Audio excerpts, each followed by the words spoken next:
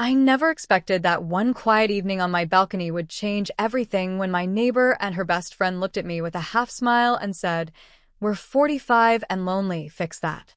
It was one of those evenings where the world feels heavy with quiet. The sun had already disappeared behind the buildings, leaving the sky painted in fading streaks of rose and amber. I was unlocking my apartment door when I heard laughter, low, feminine, familiar, from the balcony next to mine. I turned my head, and there she was, Claire, my neighbor. I'd seen her before in passing, but always with that air of someone both approachable and untouchable. Tonight, she was different. She was leaning on the railing, a glass of red wine in her hand, auburn hair catching the glow of the balcony light. Beside her sat another woman, her friend. I would later learn her name was Elena. Dark hair, neatly tied back, with a poise that seemed quieter, but no less magnetic. Claire noticed me first. Her eyes sparked in recognition, and with a smile that was half mischief, half invitation, she called out across the space between us. "Hey, stranger. Done with your long day?" Her voice carried warmth, but also that teasing note of someone who doesn't mind drawing you in. Elena glanced at me too, her expression softer, her smile a little shy, but no less welcoming. I laughed under my breath, answering something polite, but before I knew it, Claire tilted her head and added, "We're just two lonely women with too much wine. You should fix that." The words lingered in the air. Half a joke, maybe. Half something else. I hesitated, the key still in my hand, the silence stretching just long enough for Claire to arch an eyebrow. Elena's eyes followed me, steady and curious. I realized they meant it. Soft music played from a speaker on the counter, something mellow and low. A candle flickered on the small table, casting shadows across the walls. Two half-empty glasses of wine sat there, one now waiting for me. The air carried the faint mingling sense of perfume and wine, a heady, comforting mix. Claire gestured for me to sit, her movements confident and fluid.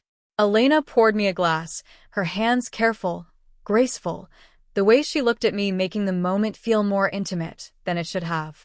They spoke easily, drawing me into their conversation as if I'd been missing from it all along. Claire teased, Elena observed. Between the two of them, I felt caught, balanced between fire and calm. And beneath the laughter, beneath the easy words, I felt something else. A quiet kind of loneliness that neither of them tried to hide completely. It was in the way Claire laughed too loudly at her own jokes, in the way Elena's smile lingered but her eyes softened when she thought no one was looking. That night wasn't about wine or small talk. It was about something stirring beneath the surface. Something I didn't yet understand, but couldn't walk away from. The first few minutes felt like a blur. Wine poured, polite words exchanged, but soon the air shifted. I was no longer just a guest who had wandered onto their balcony. I was sitting between two women who, in their own ways, made the small living room feel charged with something I hadn't expected. Claire had a way of pulling me into her orbit without asking permission. She leaned in close when she spoke, her auburn hair brushing against her shoulder, the faint scent of her perfume carrying across the small space. Her humor was sharp, quick. She told stories about the neighborhood, about the time she chased a delivery man for mixing up her order, about how the elevator always conspired against her when she was running late. She laughed at her own jokes, and though I knew she was exaggerating, I couldn't help but laugh with her. Elena, though, she was different. She didn't interrupt or compete for attention. Instead, she watched, listening carefully. Her smile was quieter, almost like she saved it for the exact moment it would mean the most. When she finally spoke, her words came measured and thoughtful, as if each one mattered. If Claire was a spark, Elena was a steady flame, warm and enduring. At one point, Claire rested her arm along the back of the couch, her hand almost brushing my shoulder. It was casual, at least it looked that way, but I felt the heat of it, the awareness that she was close enough to touch. Elena, on the other hand, reached out when I made a joke of my own. She laughed, her hand finding my wrist for just a second, her fingers cool and light. The touch was brief, but it sent a ripple through me I hadn't expected. I caught her looking away afterward, cheeks tinged with something faintly shy. I realized then that the night was no longer about passing time. It was about being seen. Both of them, in different ways, were studying me, not unkindly, but intently, as if they were deciding what to make of me. The wine softened the edges of the evening, but the silences between our words felt sharper, more telling. When Claire leaned back, sipping slowly, she looked at me like she already knew I'd be part of their story. When Elena smiled, her eyes lingered just a beat too long, as though she wanted me to notice but didn't want to admit it. The three of us sat like that, laughing, talking, sometimes quiet. And though the night was young, I already sensed that something had shifted. This wasn't a one-time neighborly drink. This was the beginning of something that would reach far deeper than any of us had planned. I didn't know where it was leading, but as I looked at the two women, so different, yet bound by the same undercurrent of loneliness, I knew I wanted to find out. The second evening I spent with them was quieter. No loud laughter spilling out onto the balcony, no teasing invitations. Just a single knock on my door from Claire, who leaned against the frame with a soft smile and said, "We made too much tea. Help us finish it?" Inside, the apartment felt different than before. The music was low, almost background noise, and instead of wine glasses, 3 steaming mugs rested on the coffee table. Claire curled up on the couch with her legs tucked under her, while Elena sat neatly beside her, hands folded around her cup as though holding warmth close. It didn't take long before the conversation drifted away from weather and neighbors. Claire was the first to steer it somewhere unexpected. She set her cup down, leaned back, and exhaled with a laugh that didn't quite reach her eyes. "You know," she said, glancing between us, "people always think we've got it figured out at this age. Careers, friendships, independence. But they don't see how quiet the nights get." Her words hung there. I didn't rush to fill the silence, and neither did Elena. Instead, Elena shifted slightly, her gaze lowered, as though Claire had spoken something she herself had been holding back. "I hate the quiet," Elena admitted softly. Her voice was even, but there was a weight to it. "After the divorce, I thought I'd get used to it, that I'd learn to love the space, the peace. But it isn't peace. It's," she hesitated, her fingers tightening around her cup. "It's emptiness." The room felt smaller suddenly, the air heavier. Claire reached out, placing a hand lightly on Elena's arm in a gesture that was both protective and understanding. Then she looked at me, almost as if testing whether I'd recoil from their honesty. I didn't. Instead, I leaned forward, resting my arms on my knees, and said quietly, "I think loneliness is heavier when people expect you not to feel it, like it's some kind of weakness. But it isn't. It just means you're human." For the first time that night, Elena's eyes met mine. There was no guardedness in them now, no polite distance, just a raw, vulnerable acknowledgement. Claire gave a small smile, but there was something unsteady about it, like she was grateful for the words, yet afraid of how much they meant. The moment lingered. Long enough for Claire to let her head rest briefly against my shoulder, as though the weight of her own confession needed somewhere to land. I felt the warmth of her cheek through the fabric of my shirt, a fleeting connection that seemed to say more than her words had. Elena watched quietly, but there was no jealousy in her gaze. Only understanding, as though she and Claire were two halves of the same truth. That night, sipping tea in a dimly lit room, I realized that what they had invited me into wasn't just their apartment. It was their loneliness, the part they hid from the world. And for reasons I couldn't explain, I wanted to carry some of it with them. A week later, I found myself at their door again, this time invited for dinner. Claire had insisted. "No excuses," she'd said with that mischievous grin of hers. Elena's smile had been softer, almost as though she'd been hoping I'd agree all along. The moment I stepped inside, I was wrapped in the scent of simmering garlic and herbs. Their kitchen wasn't large, barely enough space for 2, let alone 3, but that seemed to be the point. Claire pressed a knife into my hand before I could even take off my jacket. "You chop, I'll supervise," she teased, sliding a cutting board in front of me.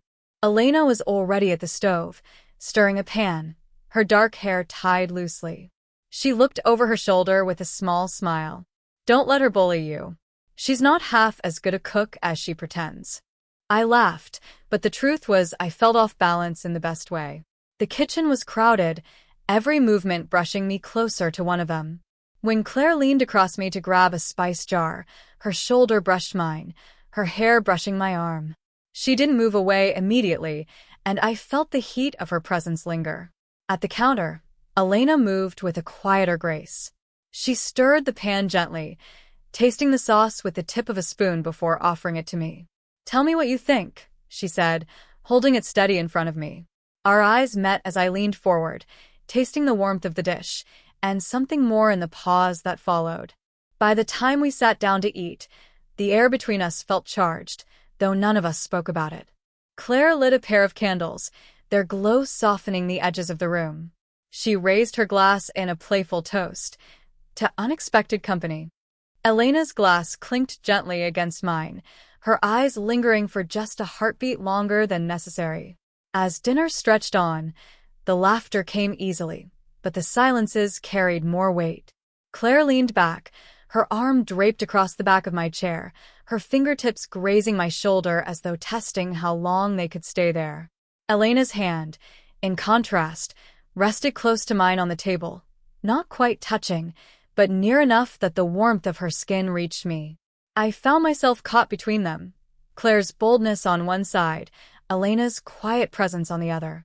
And in the middle, I felt something shift inside me.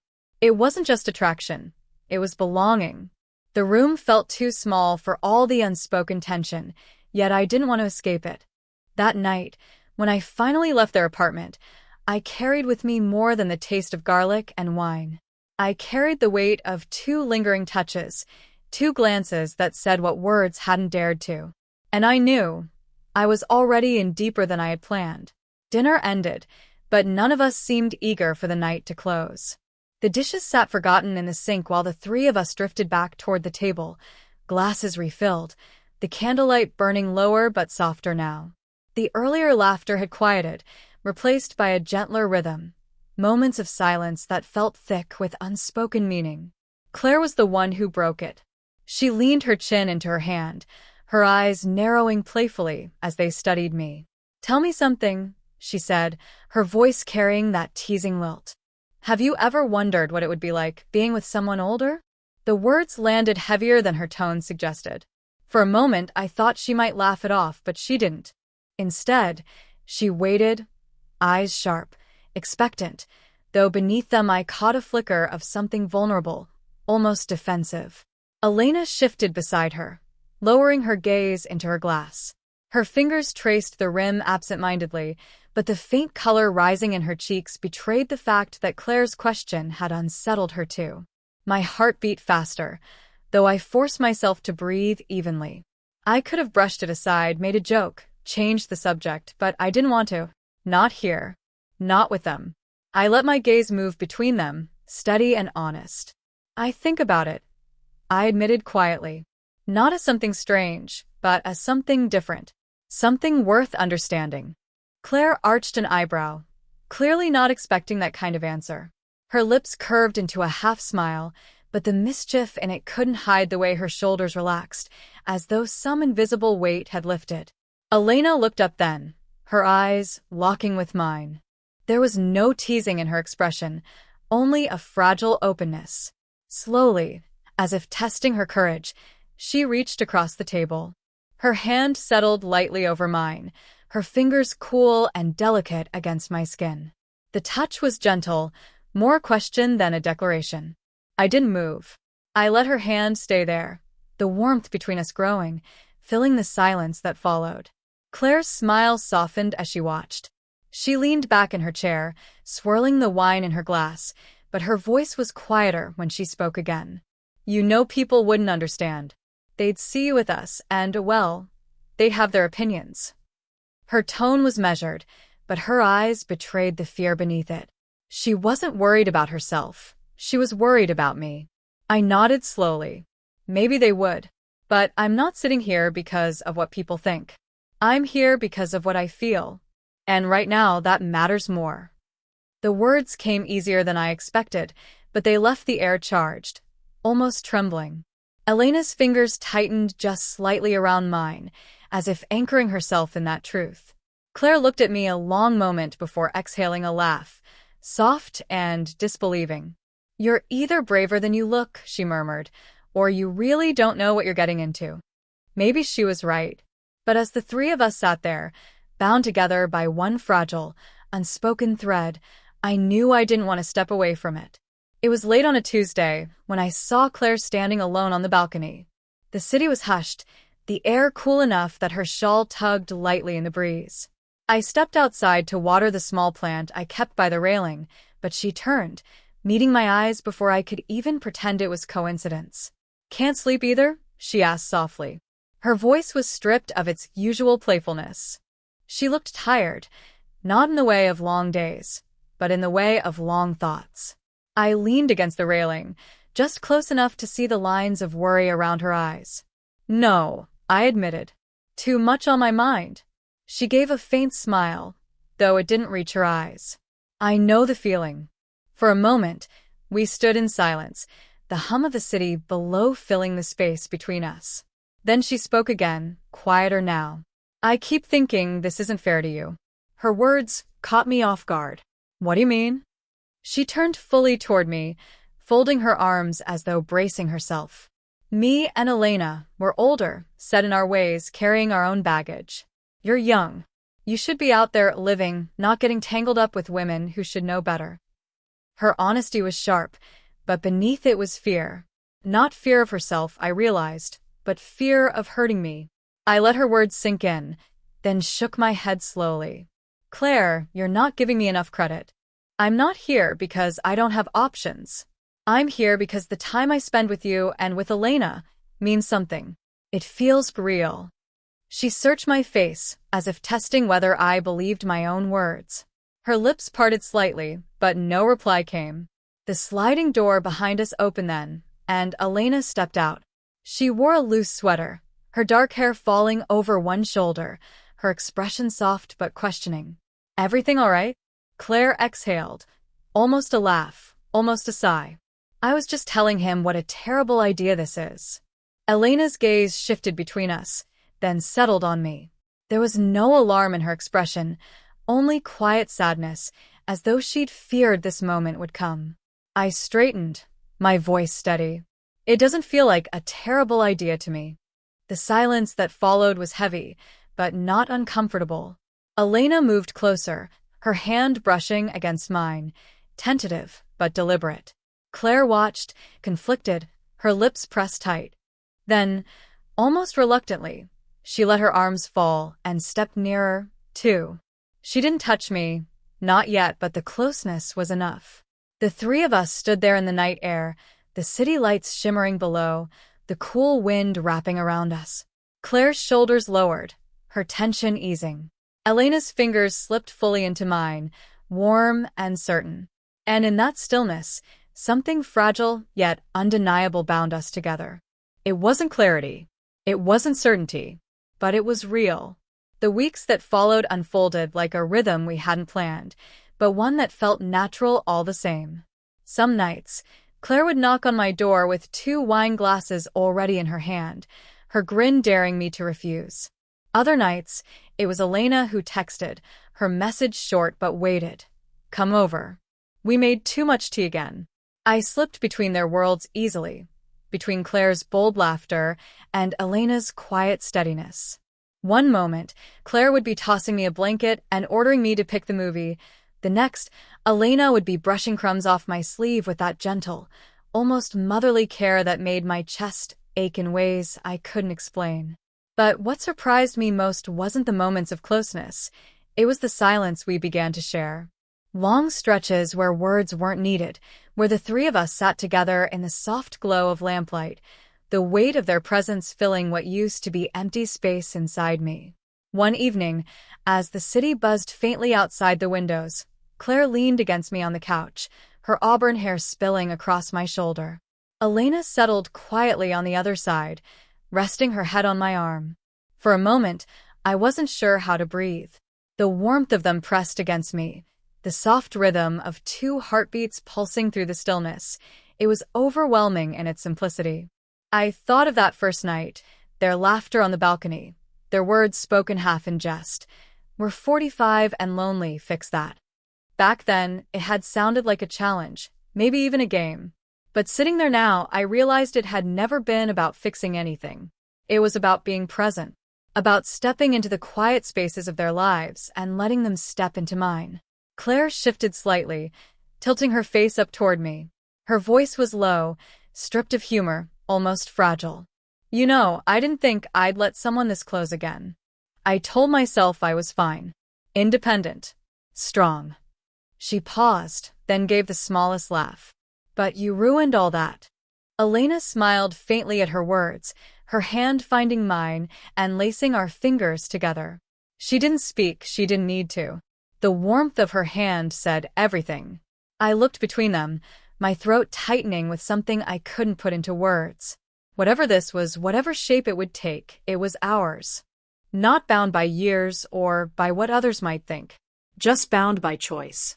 We sat like that for a long while, the three of us, as the candles burned lower and the city lights shimmered beyond the glass. And in that quiet, I felt a peace I hadn't known I'd been searching for. Final lines, closure. They had asked me to fix their loneliness. But in the end, it was them who fixed mine.